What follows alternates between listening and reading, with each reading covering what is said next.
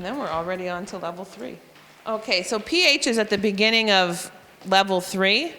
And I kind of think it's a lot easier to master than going through all those other lessons before you learn pH. So again, if they're able to, I throw it in with the other digraphs. Otherwise, you could teach it here. Then they learn the soft C rule. And our little phrase is, Center City had a cyclone. And the rule is that C makes a S sound when followed by E, I, and Y.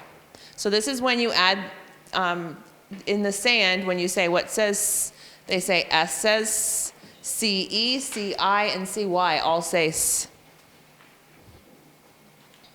And again with soft G, it's gentle ginger loves the gym, E, I, and Y. Again, those are the 3 famous vowels that change the sound of those words. We can then teach them that D, G, E also says J.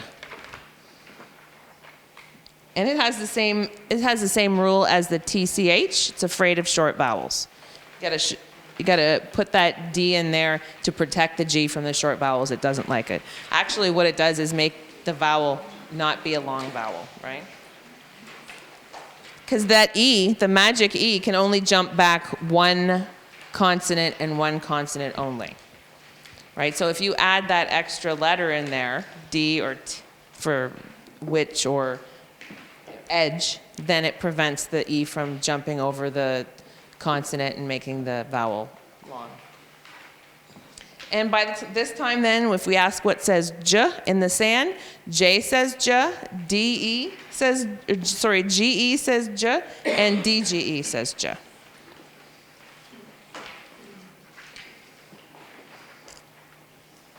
Then we learn that EA says as in featherhead. I have them draw a picture of a featherhead. I usually get the feathers out and featherhead, and then they're able to memorize that one.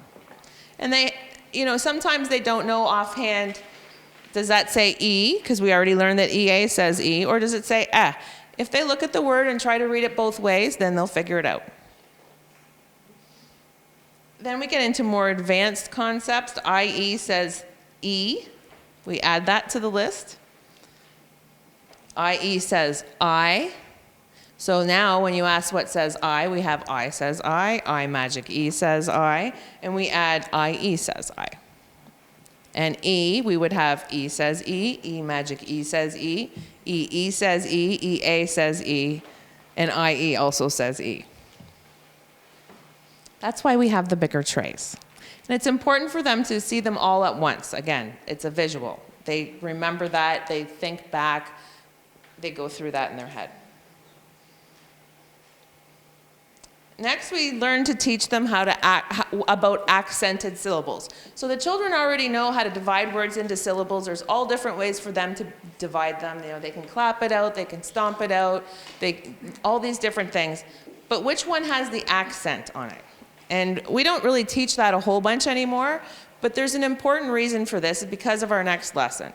So one of the ways that you can teach them where the accent is, if they can't hear it, is to put their hand directly under their chin. And when they say a word, your chin will go down for the word that's or for the syllable that's accented. Right? So if you think of manage, well, you can feel your chin go down on the first syllable. Sometimes you can hear it. Sometimes the kids know right away which syllable is accented, but not necessarily. So that's how we do it. Of course, it depends on accent too. So hippo was the example. Hippo. You can feel your chin go down. Our chin moves every time we say a vowel, but the accented syllable makes it go down lower. And the reason we learn that is because of the schwa, which is next, the evil schwa. It's like a spaceship that comes to Earth and zaps unaccented vowels. So especially A gets it the worst. Like if you think of the word alone, so alone, you know that the second syllable is the one that's accented because your chin went down, alone. The doesn't say ah. We wouldn't read it alone. They would say alone, and that's a schwa, that because it got zapped by the spaceship and it could only say, ugh, that's it. That's what we teach the kids. And then they draw a little spaceship that zaps it when they're doing the syllabication, and they know it's a schwad syllable, or vowel rather. They'll draw a little spaceship, and I try to avoid that. That makes it take forever. Comma. Usually if it's an A at the end, it gets schwad, gets zapped. Those are the difficult ones, because then we have to start guessing. What goes at the end? It says, Should it be a U? And then we write it down, take a look at it. A lot of it's memory. Then another diphthong, the oys and oys, and ahs and ahs. This is one of the ones that they absolutely love learning, the shuns, T-I-O-N, S-I-O-N. They're like, no way, that says shun. They usually get to a point where they learn the difference. Otherwise, it's S-H-U-N at the end of every word. And there is a bit of a rule to this, and shun is a chunk. You teach it as a chunk. And when you say what says shun, T-I-O-N says shun, S-I-O-N also says shun. But if you say what says jeune, then that's S-I-O-N, like vision. There's a difference there. They can both say shun, but only S-I-O-N says jeune.